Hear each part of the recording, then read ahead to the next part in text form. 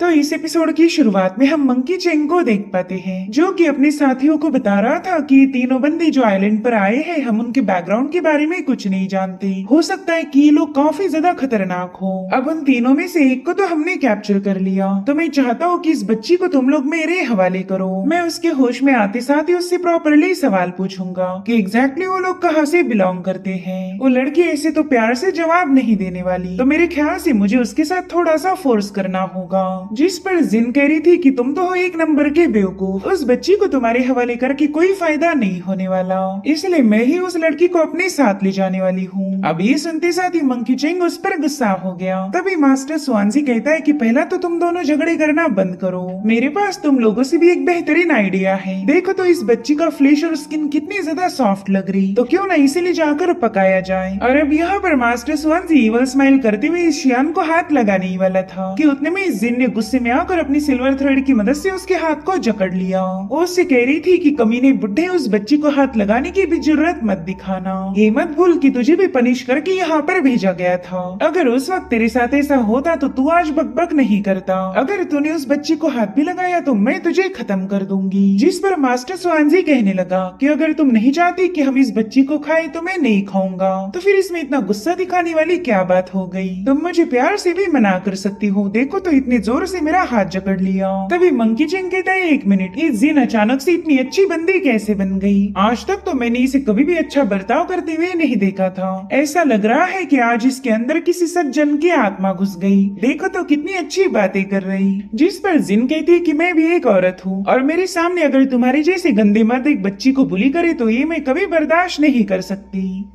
और अब अगर तुम्हें इसे हाथ लगाना है तो सबसे पहला मेरा मुकाबला करना होगा। जब तक मैं जिंदा हूँ तब तक तो तुम इस बच्ची को कोई नुकसान नहीं पहुँचाओगे। और तभी हम देख पाते हैं कि टियानियान भी वहाँ पर पहुँच चुका है। उसने भी नोटिस किया कि ये लोग आपस में ही बहस कर रहे हैं, लेकिन अगर वो इनके सामने गया तो हो सकता है कि ये तीनों मिलकर उसका मुकाबला करें। तो जब तक ये लोग आपस में आर्ग्यू कर रहे हैं तब तक ही मुझे मौका देखकर शियान को यहाँ से आजाद करना होगा। इधर मास्टर स्वानसी मंकी चेंग से कहने लगा कि ये बात तुम भी अच्छे से जानते हो कि तुम जिन को हरा नहीं पाओगे, तो इसके साथ फाइट करके कोई फायदा नहीं होने वाला। क्यों ना तुम इसके सामने हार मान जाओ। जो सुनते साथ ही मंकी चेंग ने तुरंत ही अपना वेपन उठा लिया। वो उसे जिन की तरफ पॉइंट करते हुए कहने लगा कि मैं इस चुड़ैल से नहीं डरता।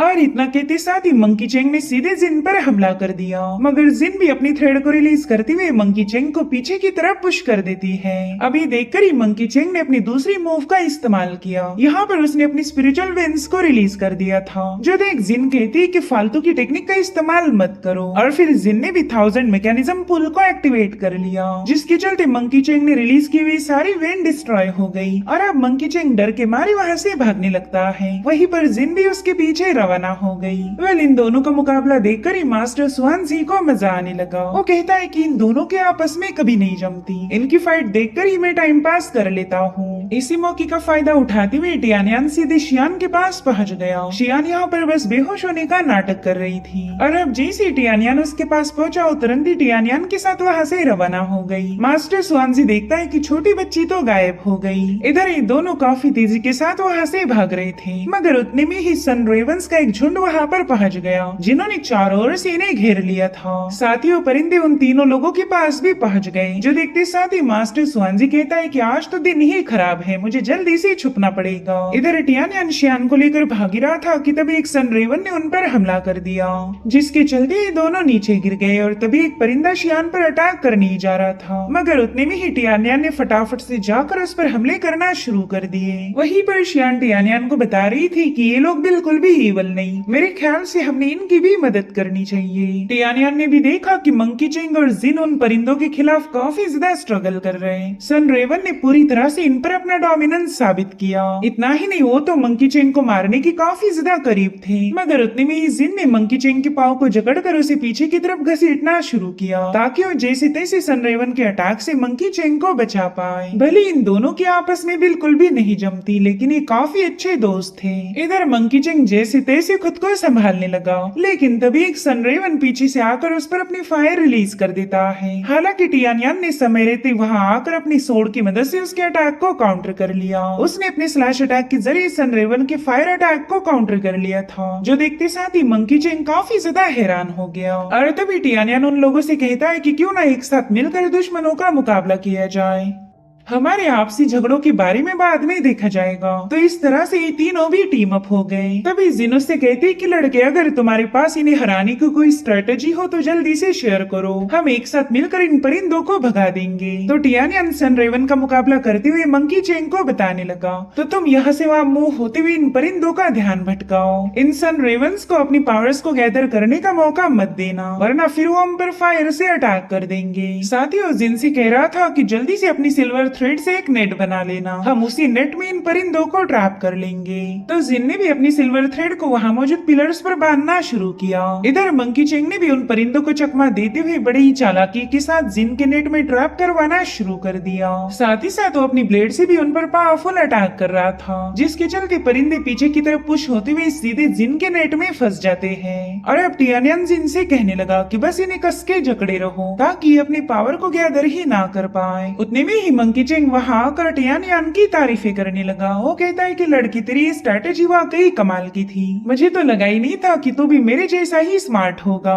वहीं पर जिन कह रही थी कि बताओ अब इन परिंदों के साथ क्या करना, मैं ज्यादा देर तक इन्हें होल्ड नहीं कर पाऊंगी। मगर तब तक वहाँ पर कुछ और परिंदे पहुँच जाते हैं, जिन्होंने आते साथ ही शियान पर अटैक कर दिया था। अब उसकी जान खतरे में देखते साथ ही टियानियन तुरंत ही उसे बचाने के लिए रवाना हो गया। शियान ने देखा कि टियानियन ने अपने फॉर्म का इस्तेमाल करते हुए उस फायर को पूरी तरह से ब्लॉक कर दिया, यानी कि वो फायर अटैक सीधे उसने खुद पर ले लिया था ताकि वो शियान को बचा सके। ये देखते साथ ही शियान तो काफी ज्यादा इमोशनल हो गई और उसे रोता हुआ देखकर टियानियन उससे कहने लगा कि तुम बिल्कुल फिक्र मत करो, तुम्हारे भाई को कुछ भी नहीं होने वाला। इसी दरम्यान जो परिंदे जिन के नेट में फंस चुके थे, उन्होंने भी अपनी पावर्स को गैदर कर लिया और अब वो अपनी फायर पावर को रिलीज करते हुए फटाफट से उस नेट को ब्रेक कर देते हैं, जिसके चलते जिन तो एग्जॉस्ट होकर सीधा घुटनों पर आ गई। इन तीनों ने परिंदों को कैप्चर करने के लिए जो भी मेहनत की थी उस सब पर पानी फिर गया। तब तक 3-4 परिंदों का एक और झुंड वहाँ पर पहुंच जाता है। तो इन सभी को बचाने के लिए फाइनली टियानियन ने अपनी ची पावर्स को रिलीज करना शुरू कर दिया। उसकी बॉडी से बहुत ही भयानक एनर्जी सर्ज होने लगी और अब उन सनरेवंस के सामने एक दीवार बनकर खड़ा हो गया। शियान को बचाने के लिए वो किसी भी हद तक जा सकता था। इधर मंकी चेंग और जिन तो टियानियन की पावर की वजह से काफी दूर जाकर पटक गए और अब टियानियन ने अपनी तलवार से बड़ी भयानक एनर्जी को चार्ज कर दिया, जिसकी चपेट में वो सारे परिंदे आ चुके थे। और अब यहाँ पर टियानियन अपनी थंडर पावर को रिलीज करते हुए उन सभी को ऑन द स्पॉट डिस्ट्रॉय कर देता है। सनरेवंस को इस तरह से जलकर राख होते हुए देखना मंकी चेंग और जिन के लिए काफी बड़ा शौक था, क्योंकि ये लोग अच्छे से जानते हैं कि सनरेवंस को मारना कितना ज्यादा मुश्किल है। मगर ये काम टियानियन ने बड़ी ही आसानी के साथ कर दिखाया और जो परिंदे वहाँ पर जिंदा बचे थे वो तो डर के मारे ही वहाँ से भाग निकले। अब कोई भी टियानियन पर अटैक करना नहीं चाहता। इधर टियानियन ने ढेर सारी ची पावर्स का इस्तेमाल किया था, जिसके चलते वो एग्जॉस्ट होकर वहीं पर कोलैप्स हो गया। साथ ही मंकी चेंग ने टियानियन की तारीफें करना शुरू कर दी। वो कह रहा था कि बच्चा तो काफी बड़ा बहादुर निकला, ये लॉयल भी है और राइचस भी, इसलिए आज के बाद ये मेरा छोटा भाई होगा। जिसके बाद वो परेशान होकर जिन से पूछने लगा कि इसे होश तो आ जाएगा ना, मेरा मतलब है कि इसे मेरा भाई बनाने के लिए जिंदा रहना काफी ज्यादा इम्पोर्टेंट होगा। और फिलहाल तो ये बच्चा कोई रिस्पॉन्स नहीं दे रहा, जिस पर जिन कहती है कि इस बच्चे के अंदर ढेर सारी ची पावर है, जो कि एक समंदर की लहर जैसे अचानक से ही भड़क उठी। मसला तो बस इतना है कि ये लड़का अपनी ट्रू ची पावर को कंट्रोल नहीं कर सकता। इसकी बॉडी में जो अचानक से ट्रू ची पावर और ब्लड का सर्ज हुआ, उसी की वजह से ये बेहोश हो गया, मगर थोड़ी देर में इसे होश आ जाएगा। वेल, जिन की सारी बातें मास्टर स्वानसी ने भी सुन ली थी। वो कहते हैं, हाय रे मेरी किस्मत, आज इतनी अच्छी बैटल देखने का मुझे मौका मिला था, लेकिन मैं अपने डर की वजह से इस बच्चे की पावर को विटनेस ही नहीं कर पाया। इसने अकेले ही सारे के सारे सनरेवंस को भगा दिया। पता नहीं ये बंदा कौन से बैकग्राउंड से बिलोंग करता है। और उतने में मास्टर स्वानसी की नजर पड़ी टियानियन की तलवार पर, जो कि काफी तेजी के साथ ग्लो कर रही थी। और ऐसी एक तलवार उस जायंट ट्री पर भी मौजूद है, जहाँ पर शिव अभी भी स्टक है। वो उस पेड़ को क्लाइम करते हुए उसकी सबसे ऊंची टहनी पर पहुंच चुका था, जहाँ का मैग्निफिसेंट नजारा देखते साथ ही शिव के चेहरे पर स्माइल आ गई। वो कह रहा था,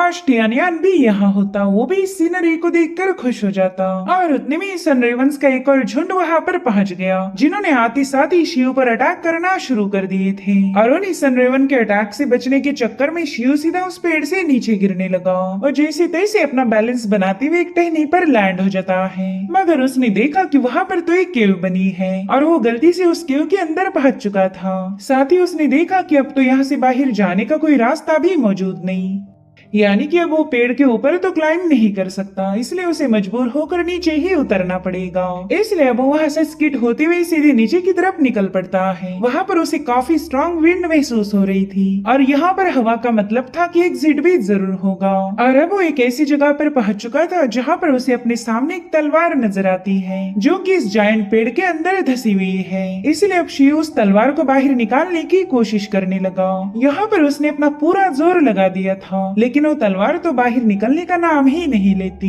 वेल शिव ने काफी देर तक स्ट्रगल की थी, लेकिन वो तलवार तो उस पेड़ को छोड़ने के लिए तैयार ही नहीं। मगर शिव भी हार नहीं मानता, उसने तो ठान लिया था कि वो इस तलवार को जरूर से हासिल कर लेगा। और इसी वजह से उसने डाउनवर्ड में जाकर उस तलवार को बाहर पुल करना शुरू कर दिया। फाइनली शिव की मेहनत रंग लाई और वो तलवार उस पेड़ से बाहर आ जाती है, मगर अब वो दोनों भी नीचे गिरने लगे। तो फाइनली शिव एक सॉलिड ग्राउंड पर पहुंच जाता है, साथ ही वो तलवार भी उसके सामने आ चुकी थी। उसने देखा कि इस तलवार से काफी स्ट्रॉन्ग एनर्जी रिलीज हो रही है और उतने में शिव को अचानक से वहाँ पर किसी के हंसने की आवाज आई, इसलिए वो थोड़ा सा पैनिक हो जाता है। दरअसल ये आवाज आ रही थी उस तलवार के अंदर से और अब वो एनर्जी गैदर होते हुए कहने लगी कि चलो फाइनली 600 सालों बाद यहाँ पर कोई आ चुका है। मुझे तो लगा ही नहीं था कि मैं कभी किसी ह्यूमन से मिल पाऊंगा। वेल यहाँ पर शिव को लग रहा था कि बंदा कोई डीमन है और उतने में एक सोल फॉर्म उसके सामने अपीयर हो गया। वो तुरंत ही अपनी सोड को समन करते हुए शिव से पूछता है कि बता बच्चे तू है कौन, यहाँ आकर तूने बेवजह मेरी नींद को खराब कर दिया।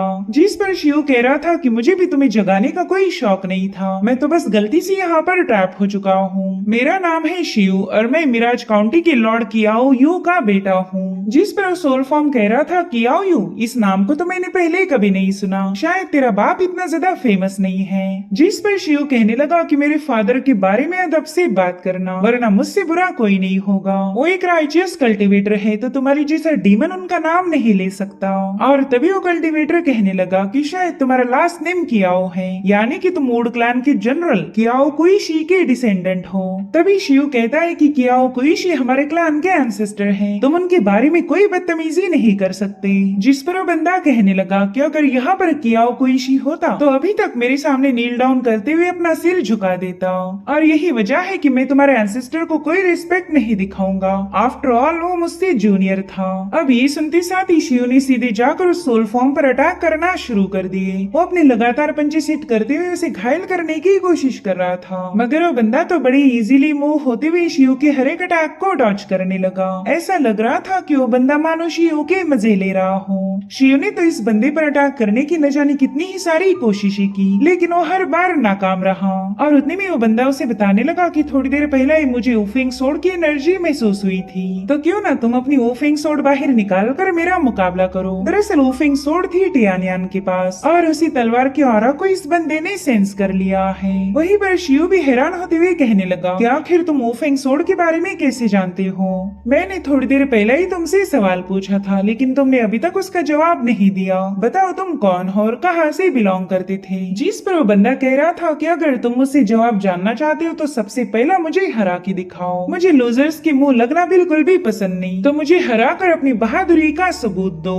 वेल कियाओ को तो उसकी बातें सुनते साथ ही काफी ज्यादा गुस्सा आ रहा था, इसलिए उसने एक बार फिर से उस बंदे का मुकाबला करना शुरू कर दिया। लेकिन इस बार भी अंजाम सेम था। शिव चाहकर भी उस बंदे पर कोई अटैक हिट नहीं कर पाता, उल्टा वो बंदा ही उसे अपनी सोड हैंडल से दूर पुश कर रहा था। वेल यहाँ पर शिव को तो खुद पे ही गुस्सा आने लगा कि वो एक मरे हुए बंदे को भी हरा नहीं सकता। और इसी दरमियान उस बंदे ने अपनी हल्की सी टिचकी से शिव को काफी दूर ढकेल दिया। जो देख शिव उससे कहता है कि तू तो मुझे बच्चा समझकर मेरे साथ गेम खेल रहा। तो वो बंदा कहता है कि तुम काफी ज्यादा बहादुर हो, बस तुम्हारी स्किल थोड़ी सी लैक हो गई। अगर तुम वाकई मुझे हराना चाहते हो तो सिर्फ गुस्से से काम नहीं चलने वाला। जो सुनते साथ ही शिव ने अपनी एक पावरफुल टेक्निक को एक्टिवेट कर लिया। उसके ऐसा करते साथ साथ ही वहाँ पर काफी स्ट्रॉन्ग वुड एनर्जी रिलीज हो रही थी। वेल इसे कहा जाता है 10,000 वाइन्स। लेकिन इससे पहले कि शियो उस बंदे पर अटैक कर पाए, उसने सीधे जाकर शियो को दबोच लिया। वो उस वुडन एनर्जी को पियर्स करते हुए सीधे शियो को एक पेड़ पर ले जाकर पटक देता